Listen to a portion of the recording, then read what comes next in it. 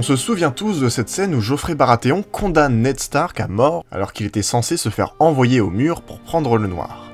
C'est le premier grand choc que nous inflige Game of Thrones, et la première fois que la série nous fait comprendre que personne n'est vraiment à l'abri et qu'une situation peut basculer en un claquement de doigts.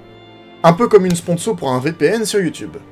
Mais aujourd'hui, nous ne présentons pas n'importe quel VPN puisqu'il s'agit de CyberGhost VPN qui nous font la gentillesse de sponsoriser cette vidéo. Avec plus de 38 millions d'utilisateurs, il s'agit du leader mondial dans l'industrie de la sécurité et de la confidentialité. C'est même l'un des VPN les plus recommandés sur Trustpilot. CyberGhost VPN masque votre adresse IP, chiffre vos données et redirige l'intégralité de votre trafic internet via un tunnel VPN sécurisé. Vous débloquez ainsi accès à plus de 35 plateformes de streaming, comme Netflix, Hulu, Amazon Prime ou encore Disney+, pour un accès illimité à tous vos contenus favoris, où que vous soyez. Nous, on s'en sert pour avoir accès aux derniers films Star Wars et aux derniers Marvel. Ils ne sont pas encore disponibles en France. Eh bien, il suffit de se localiser aux États-Unis et grâce à CyberGhost VPN, tous ces contenus deviennent maintenant accessibles. Cela vous permet de surfer en ligne sans la moindre restriction. Vos sites favoris ne seront jamais bloqués. En plus, CyberGhost ne conserve aucune donnée d'utilisateur. La politique No Logs est appliquée en toutes circonstances. Vos habitudes et préférences en ligne sont maintenues à l'abri de regards indiscrets. Et avec plus de 8500 serveurs répartis dans 91 pays, vous profitez d'une connexion VPN sécurisée en tout temps. Et pas de panique, avec son interface conviviale, vous n'aurez besoin d'aucune connaissance technique pour la prise en main du logiciel. L'application est compatible sur toutes les interfaces. Windows, Mac, iOS, Android, Smart TV, Linux, ainsi que les consoles de jeux. Vous pouvez utiliser votre abonnement CyberGhost VPN sur 7 appareils différents en simultané pour en profiter sur l'ensemble de vos dispositifs, de quoi en faire profiter toute votre famille. En utilisant ce lien, vous pouvez bénéficier de tous ces services pour une offre exceptionnelle de moins 83%, soit 2,3 € par mois et 4 mois gratuits. Terminé. On en était où déjà ?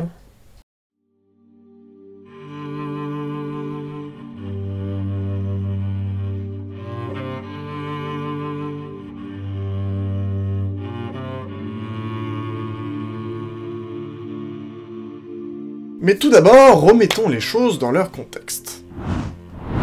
Joffrey ordonne à son bourreau, Sir Ilyn Payne, de décapiter ce bon vieux Ned Stark. Mais imaginons qu'il en ait été autrement. Imaginons que Joffrey ait écouté les conseils de sa mère et ait bel et bien envoyé Ned Stark rejoindre la garde de nuit. Déjà et en tout premier lieu, la question du transport se pose. Car avec l'arrestation et la condamnation de Ned, c'est l'entièreté du nord de Westeros qui se rebelle contre la couronne. Par conséquent, on imagine mal Ned être transféré jusqu'au mur via la route royale et le petit convoi de Yoren. Le risque que les armées du Nord interceptent et libèrent Ned Stark avant qu'il ne prononce ses vœux est trop grand. Mais Cersei a bien entendu pensé à tout cela. Yoren et ses prisonniers vont se voir surclassés car la présence de Ned change tout. C'est par bateau qu'ils transitent, pour plus de sécurité. Depuis Port-Réal, ils naviguent jusqu'à Fort-Levant. Par ailleurs, Cersei sait très bien que le fils bâtard de Ned, ainsi que son frère, se trouve à Château-Noir. Aussi, elle a expressément souhaité à ce que Ned soit envoyé à Fort-Levant. Durant le trajet en bateau, Yoren met Ned en contact avec un drôle de petit garçon, à l'allure dépareillée et au visage recouvert de crasse. Ned prend quelque temps à reconnaître sa fille, Arya Stark. À l'instar de la série, Yoren a réussi à lui aménager un bon de sortie, ici dans le bateau et en compagnie de son père. Une fois arrivé à Fort-Levant, Ned est contraint de faire ses vœux auprès de la garde de nuit, de sorte à ce qu'il y soit lié pour le restant de ses jours. Cersei a mis un point d'honneur à ce que cela soit effectué dans les plus brefs délais. Et elle sait que cela tiendra Ned Stark, lui et son bête sens de l'honneur. Étonnamment, Ned se sent quelque peu libéré en faisant ses vœux auprès de la garde. Il a vu assez de manigance et de perfidie pour le restant de sa vie lors de son séjour à la capitale. Catelyn Stark apprend la nouvelle, et part immédiatement voir son ancien mari. Bien entendu, elle le maudit, elle lui dit qu'avec ses bannerets, il pourrait très facilement s'enfuir de la garde de nuit. Mais ce n'est pas comme ça que fonctionne Ned Stark et son sens très pointu de l'honneur. Cependant, le voyage n'est tout de même pas vain, car elle récupère Arya. Ned profite tout de même de la présence de Catelyn pour glisser 2-3 mots à destination de Robb, qui est d'ores et déjà parti en guerre contre les Lannister. Il a même déjà fait prisonnier le régicide. Cela dit, Ned lui demande d'arrêter cette folie de vouloir devenir roi du Nord. Il demande à Robb de s'allier à Stannis Baratheon, l'héritier légitime du trône de fer. La sécurité et la stabilité du royaume est ce qui importe le plus. Après le départ de Catelyn, Ned apprend par l'intermédiaire d'une nouvelle recrue qu'une expédition au nord du mur est en préparation à Château-Noir. Celle-ci porte essentiellement sur la recherche de son frère, Benjen Stark, qui a disparu. Il fait donc immédiatement la demande pour être transféré là-bas. Une demande aussitôt accordée par son supérieur, qui respecte Ned Stark plus que quiconque. Pendant ce temps, la proposition d'alliance entre Robb et Stannis est une franche réussite. Comme ici Robb n'a pas la prétention de se battre pour l'indépendance du Nord, Stannis accepte volontiers sa proposition d'unification. Ensemble, ils veulent convaincre Renly Baratheon de les rejoindre, mais ce dernier dispose de l'appui de nombreux bannerets et compte bien faire valoir sa revendication au trône. Bon, sans trop rentrer dans les détails, le problème Renly est réglé de la même façon que dans la série. Stannis use de la magie de Mélisandre pour l'éliminer et bien entendu, Robb n'est pas au courant de tout ça.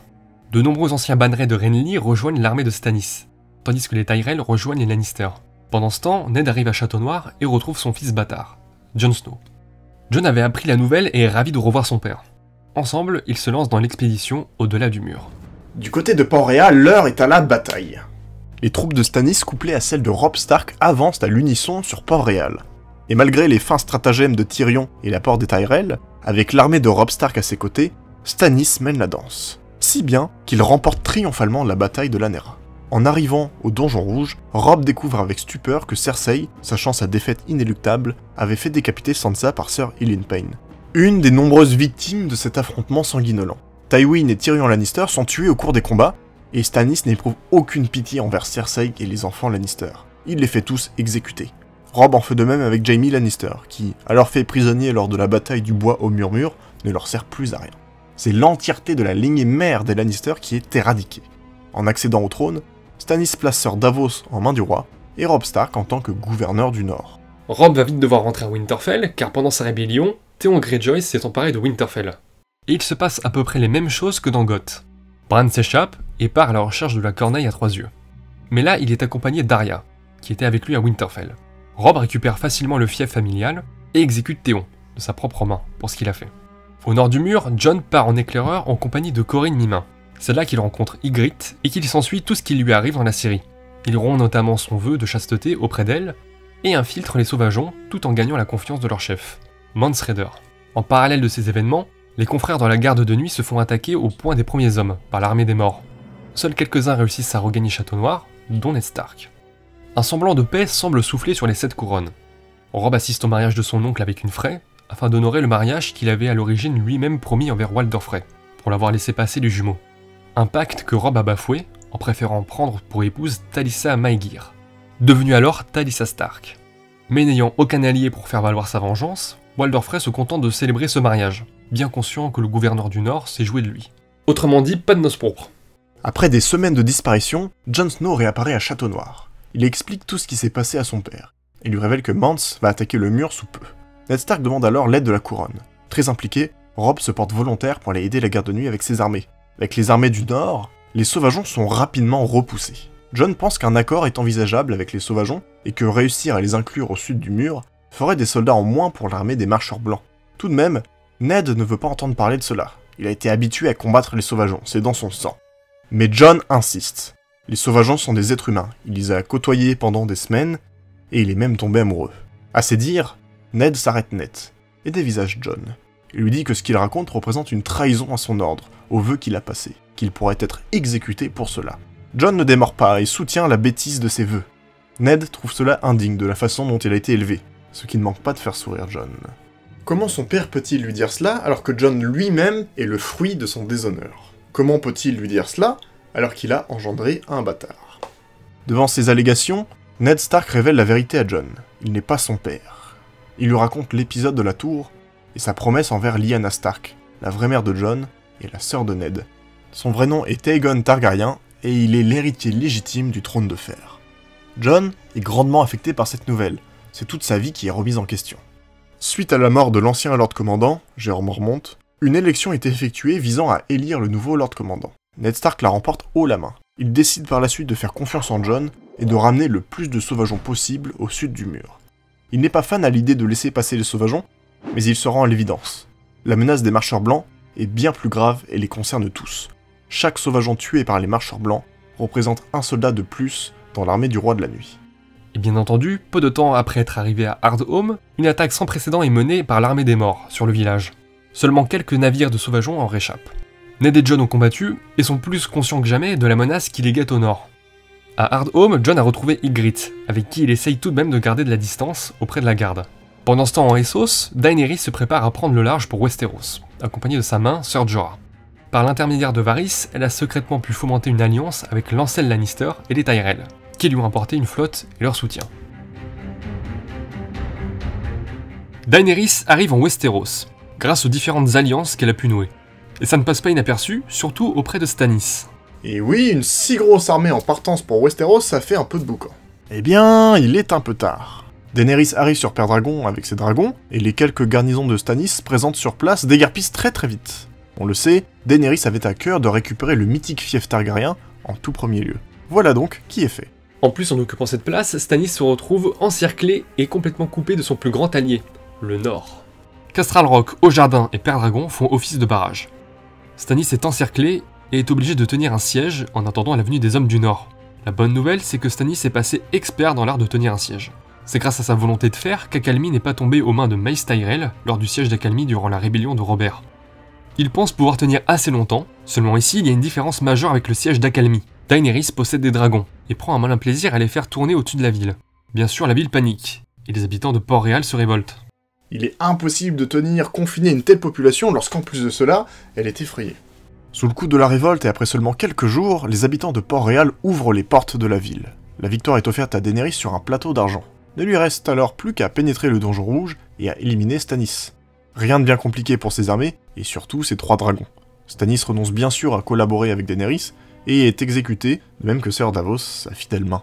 Daenerys se fait donc couronner reine des 7 couronnes, et prend Ser Jorah comme main. La nouvelle parvient jusqu'au nord. Robb n'a pas eu le temps de parvenir jusqu'à Port-Réal à temps pour sauver Stannis. L'attaque a été bien trop rapide. Le voilà donc partagé. Le Nord doit-il se battre contre l'envahisseur et rester fidèle au serment prêté envers Stannis, ou doit-il revoir son serment et désormais servir la nouvelle suzeraine des 7 couronnes? Car à quoi bon se battre pour un mort? D'autant plus que Robb n'a même pas la prétention de prendre le trône de fer. Il décide donc de prendre conseil auprès de la personne qu'il juge la plus sage et la plus qualifiée pour cela. Son père, Ned Stark. Et pour lui, il est trop tard. La couronne a déjà été renversée. Et avec la menace des marcheurs blancs qui grandit, il est plus que jamais certain qu'il faut à tout prix promouvoir la paix du royaume et rester unis. Revenu depuis peu de son expédition au-delà du mur, et avec ses pouvoirs de vervoyance, Bran confirme tout cela. La seule chose qui importe se trouve au nord. Et tout doit être fait pour endiguer cette menace. Absolument tout. Une rencontre est alors effectuée entre Daenerys et les Nordiens.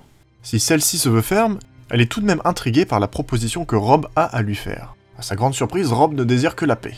Et quel est le meilleur moyen d'instaurer un climat de paix au sein de Westeros? Nouer des alliances avec un mariage. Un mariage avec Daenerys, bien sûr. Mais pour quel mari? Robb aurait été parfait. Seulement, il a déjà prêté serment. Et c'est une nouvelle fois sous les conseils avisés de Ned Stark que Robb propose Jon en mariage à Daenerys. Et pour appuyer ses propos, Ned révèle à tous la vérité sur les origines de Jon, en plus d'être appuyé par Sam et Bran.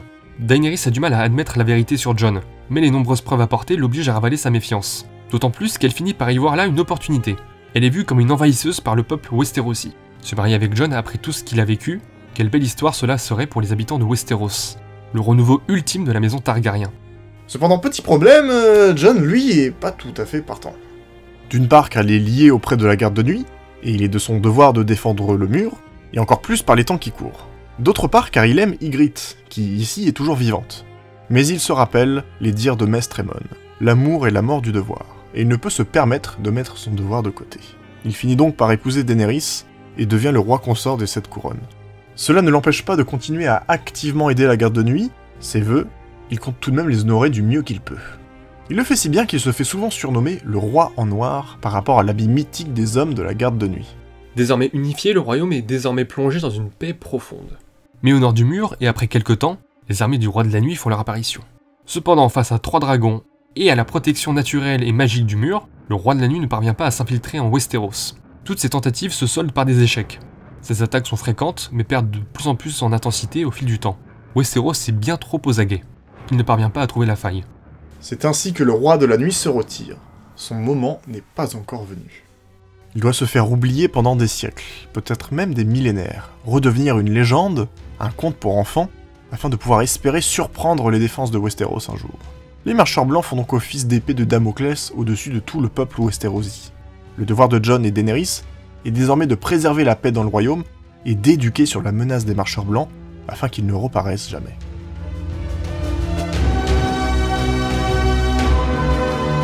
C'est la fin de cette vidéo, j'espère que ça vous aura plu. N'hésitez pas à liker, à partager, à vous abonner, à nous suivre sur Twitter, Instagram. Et sur ce, à la prochaine.